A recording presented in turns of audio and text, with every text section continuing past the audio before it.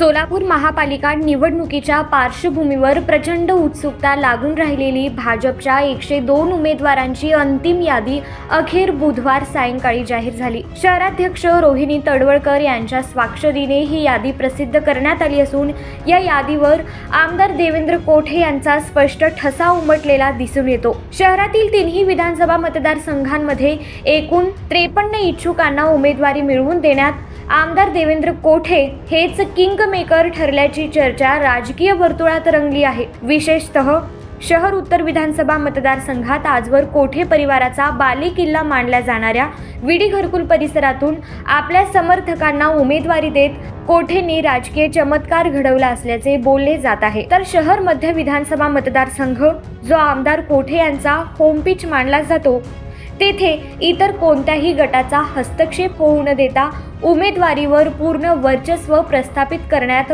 कोठे यशस्वी ठरले। याच धर्तीवर शहर दक्षिण मतदारसंघातही आपल्या समर्थकांना उमेदवारी मिळवून देत पक्षातील नेतृत्वावरील आपला करिश्मा पुन्हा एकदा सिद्ध केला। दरम्यान महापालिका निवडणुकीच्या तोंडावर विविध पक्षातून भाजपमध्ये मोठ्या प्रमाणात इनकमिंग झाले होते।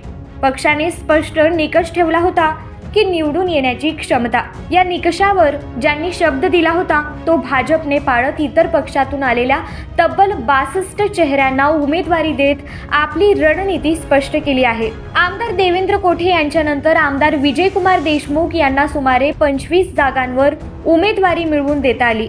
त्यानंतर माजी मंत्री सुभाष देशमुख यांच्या गटाला मर्यादित संधी मिळाल्याचे चित्र आहे।